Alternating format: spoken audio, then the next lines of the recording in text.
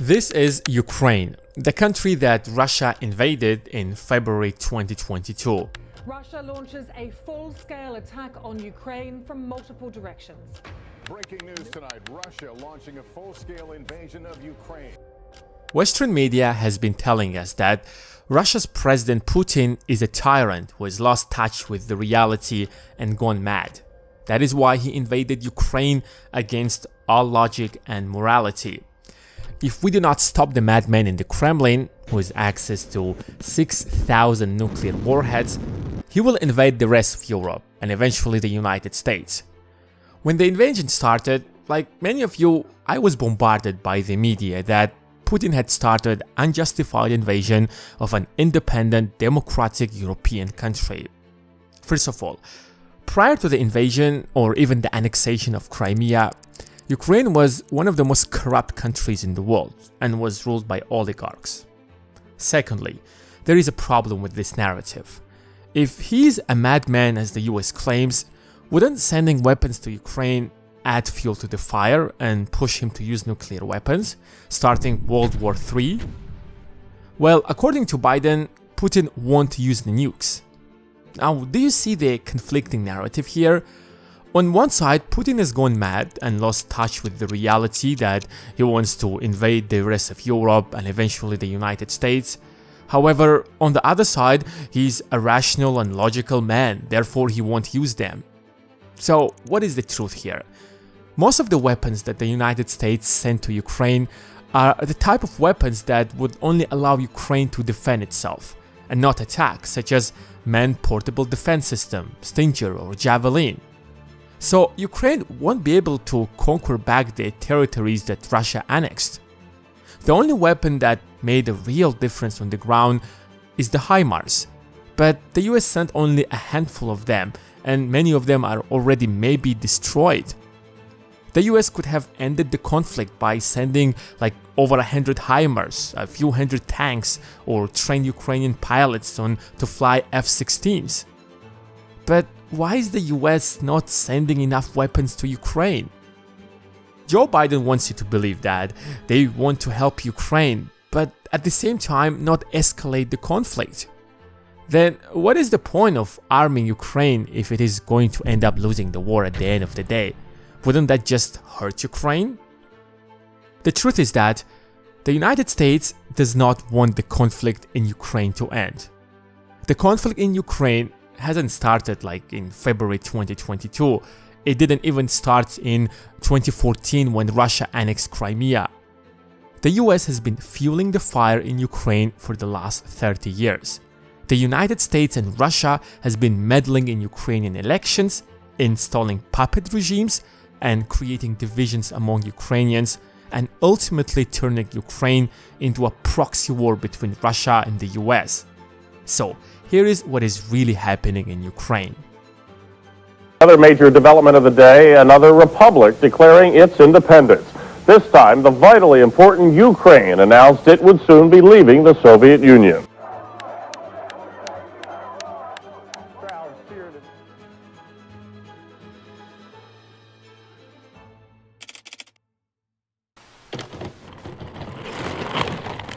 To understand what is happening in Ukraine, we have to go back to the 2004 presidential election. On one side, we have a guy who is a pro-Western, wants to take Ukraine to Europe, and is supported by the US and the EU. On the other side, we have Yanukovych, who is pro-Russian, wants to deepen economic ties with Russia, and is supported also by Russia. Ukraine is a deeply divided country. The East and the South voted for a pro-Russian candidate, while the West and the North elected a pro-Western candidate. Do you see how divided Ukraine is? Half of the country wants to be closer to Russia, while the other half wants to join the EU. Remember this map, because we will need it later. Anyways, in the final stage of the election, the pro-Russian candidate was declared the winner. Now, what is the big deal here? That's how elections work. Well, here is where the root cause of the Russo-Ukrainian war that we're witnessing today began. The United States and the European Union did not recognize the results of the election, calling it fraudulent and corrupt. EU countries withdrew their ambassadors from Ukraine to show Kiev that they don't recognize the results of the election. That's basically what Trump did when he lost the election, but they criticized him for not admitting a defeat. I guess it only works when they win, but when they lose, then the elections are rigged. In any case, the EU threatened to cut all ties with Ukraine if Ukraine didn't revise the election results. Hillary Clinton and John McCain went as far as nominating the pro-Western candidate, Yushchenko, for the Nobel Peace Prize. Now, with the help of the US and the EU, hundreds of thousands of people of the pro-Western supporters came to the streets demanding to revise the election. Believe it or not, they got what they asked. The election was revised and the pro-Western candidate was declared the winner. With most votes counted, the Western-leaning economist leads by an insurmountable 9 percentage points. He thanked the hundreds of thousands who had taken to the streets to demand democratic change. Now, here's what matters. Yanukovych, who is the pro-Russian candidate, was backed by at least half of the country. He could have asked Russia to back him militarily and start a civil war in Ukraine, but he decided to give up his victory to avoid bloodshed. I didn't want mothers to lose their children and wives their husbands. I didn't want dead bodies from Kiev to flow down the Dnipro. I didn't want to assume power through bloodshed. Whether the elections was rigged or not, that's a different question. But we have to understand that Ukraine was one of the most corrupt countries in the world. And here is a spoiler. Both candidates turned out to be corrupt. Anyways, let's get back to Yushchenko. Now, he's now the president. The Ukrainian people have high hopes for the pro-Western candidate to finally take Ukraine to the European Union. That is the dream that the Western Ukraine had since the collapse of the Soviet Union. It was the perfect opportunity to join the EU. Now, Ukraine was not at war with Russia. Crimea is still part of Ukraine. Ukraine has a pro-Western president that is ready to sign literally anything to join the EU.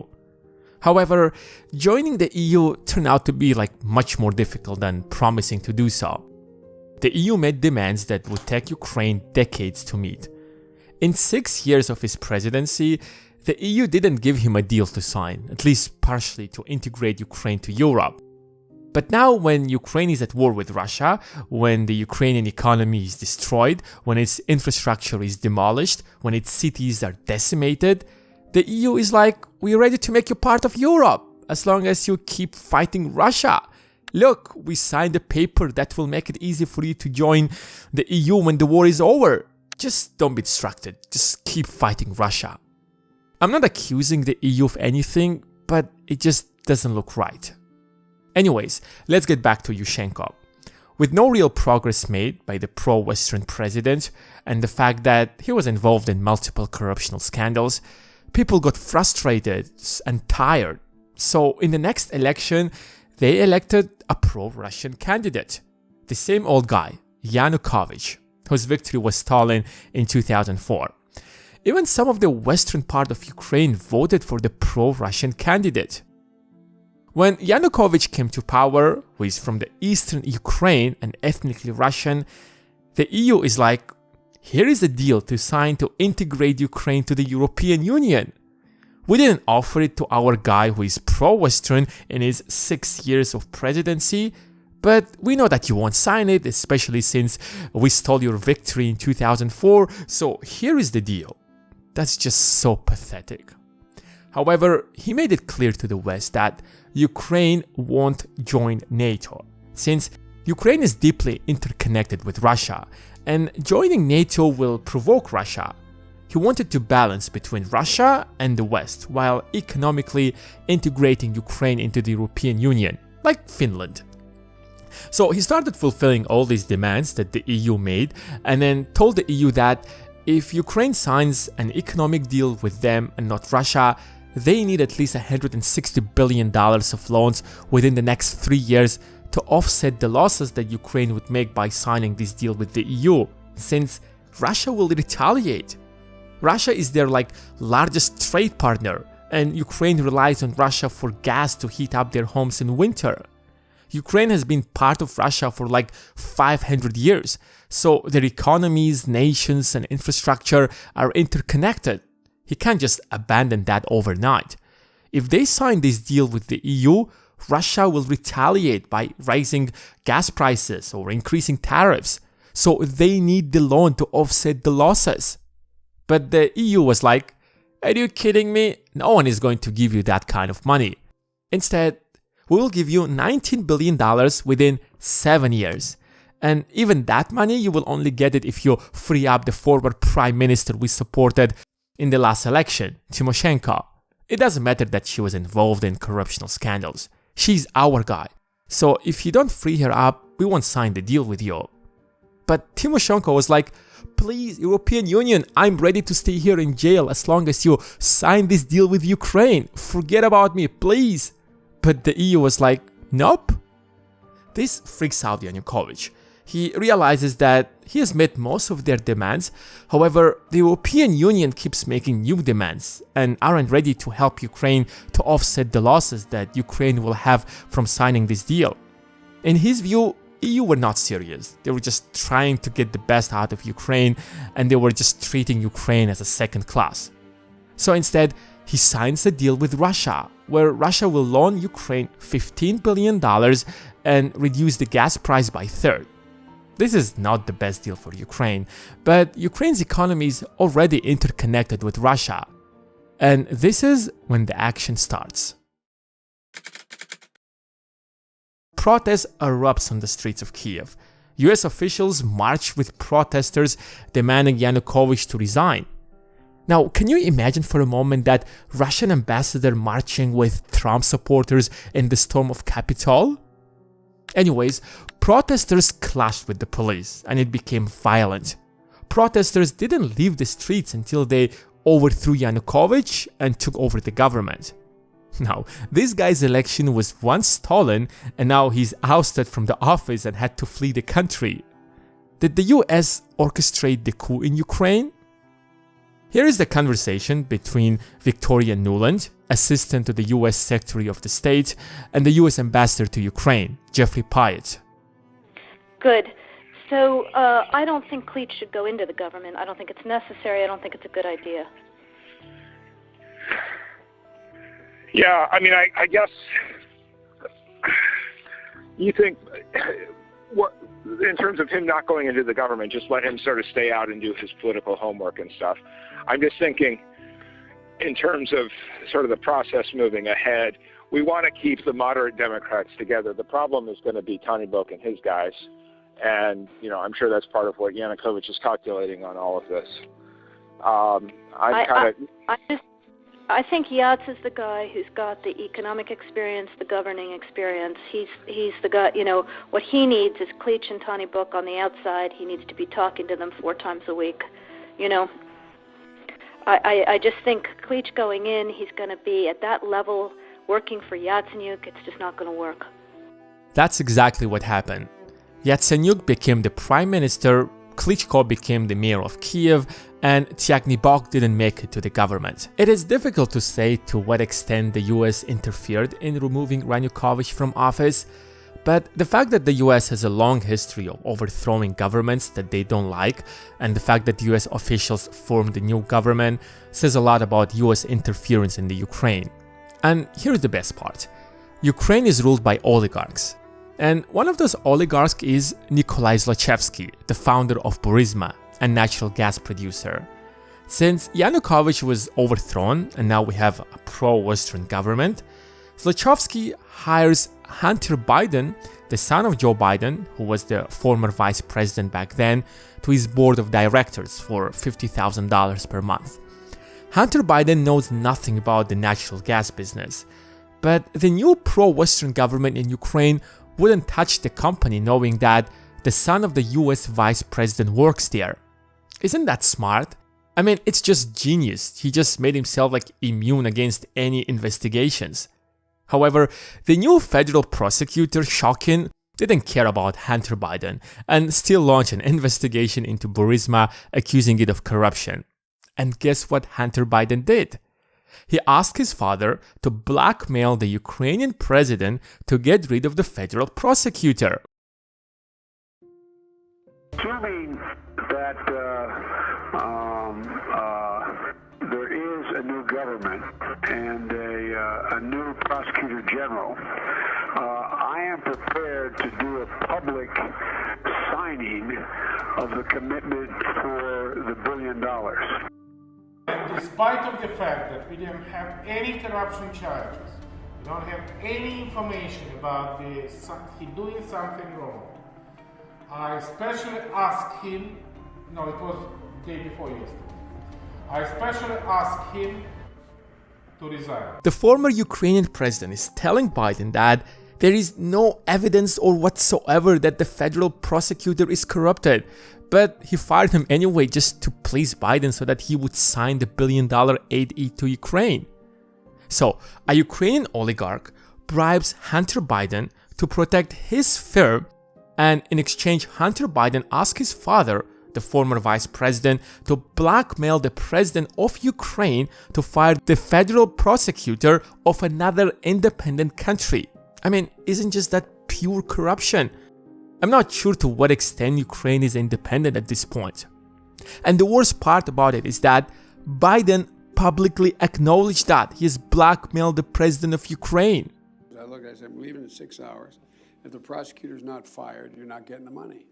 Oh, son of a bitch. Got fired. And they put in place someone who was solid. Now, let's look at what happened from the perspective of Putin. Now, the Putin is sitting in the Kremlin and he's watching. The election was first stolen from the pro-Russian candidate. Then in 2013, the US orchestrates a bloody coup to overthrow Yanukovych and install an anti-Russian government in its neighboring country that has been part of Russia for like over 500 years. And on top of that, it wanted to take Ukraine to NATO. How do you think that Russia should have responded?